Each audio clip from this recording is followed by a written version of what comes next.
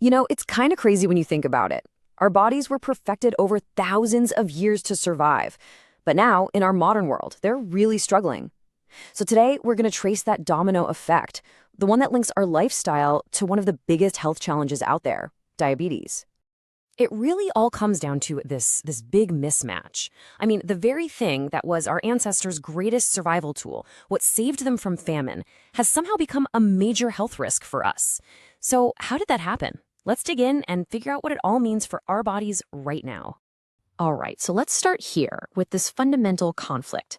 Our ancient bodies trying to live in this totally modern world. Okay, so think of our bodies like these incredible, finely tuned machines, right? Designed over thousands of years to be super efficient at saving energy, to get us through times of feast and famine. But what happens when you take that ancient machine and you drop it into a world filled with endless food and, jobs where we sit all day? Well, that right there, that's the conflict we're up against. Okay, so how do we even start to measure this problem? And maybe the more important question is all fat the same? The answer is a huge no.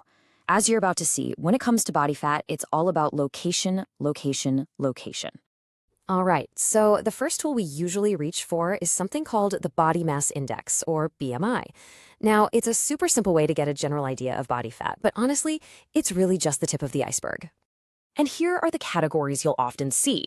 But, and this is super important, these numbers don't tell the full story, not even close. You can have two people with the exact same BMI, but their actual health could be worlds apart. Okay, and this is where things get fascinating. It's not just about how much fat you have, it's all about where you're storing it. So if you have more of an apple shape, where fat gathers around your middle, that's a pretty big red flag for health issues down the line. A pear shape, though, where it's more on the hips and thighs, that's actually much less of a risk. So what's the deal? Why is that apple shape so much riskier? Well, it's all because of something called visceral fat.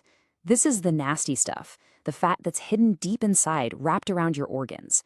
You can think of it like this little troublemaker inside you, constantly pumping out these inflammatory signals that just wreck your body's balance and, pave the road straight to insulin resistance. Okay, so if our bodies can get thrown off so easily, you've got to wonder, how do they try to keep things stable? Well, it turns out there's this incredibly complex, chemical conversation happening inside us literally every single second. Our fat tissue isn't just a passive storage depot. Not at all. It's actually an active little factory, a command center. It sends out hormones like leptin, which is basically a text message to the brain saying, hey, we're full down here. It also sends out adiponectin to help our bodies use insulin the right way. But here's the catch. When those fat cells get too big and overworked, they start sending out angry inflammatory signals instead. And that's when the real trouble begins. So what's actually controlling our weight? Well, picture a three-way tug of war. On one end, you have your genes. On the other, your environment. The food around you. And in the middle, you have your own behaviors. And as you can probably guess, our genetics are pulling really hard on that rope. It's almost like your body has a built-in thermostat for your weight, a settling point. It's always making little adjustments to your hunger signals and how much energy you burn to keep you in a specific range. And believe me, your body will fight tooth and nail to defend that settling point. But what happens when we're constantly fighting that system? What happens when our modern way of life just completely overwhelms that internal thermostat? And this is where the first domino tips over. It all starts with that sneaky, visceral fat we talked about. It starts dumping free fatty acids into your blood. Then, your cells, they basically put in earplugs and stop listening to insulin. And that chain reaction leads directly to a really dangerous state called metabolic syndrome. Now, metabolic syndrome isn't just one thing. It's more like a perfect storm of health issues all hitting at once. It's this whole cluster of conditions, things like high blood pressure, wonky cholesterol, and that insulin resistance that all gang up together. And when they do, your risk for heart disease, stroke, and especially type 2 diabetes just skyrockets. And that storm is what brings us right to the doorstep of diabetes. But it's really important to know it's not just one disease. There are actually two very different paths here. I mean, look at this. A whopping 90% of all diabetes cases are type 2. That's the one we've been tracing, the one tied to that whole domino effect of lifestyle and biology. That other 10%, type 1, well, that's a whole different story. Okay, so here's the breakdown. With type 1, it's an autoimmune issue. It's like your body's own defense system gets confused and attacks and destroys the cells that make insulin. It's basically friendly fire. But type 2, that's a story of burnout. First, your cells become resistant. They stop listening to insulin.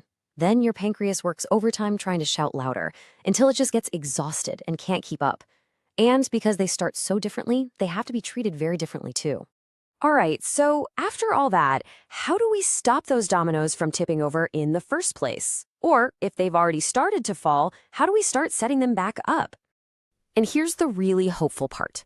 When it comes to type 2 diabetes, for most people, it's largely preventable. We're talking about sustained lifestyle changes, weight loss, exercise, nutrition that can make a massive difference. Now, for type 1, because it's an autoimmune attack, we don't have a proven way to prevent it yet. But the research on that is moving forward every single day. So we're left with this big question, right? Our biology is ancient, but our world is brand new. How in the world do we close that gap? Maybe the answer isn't to fight against our own bodies. Maybe it's about finally learning to understand that incredibly complex system inside of us and making choices that help us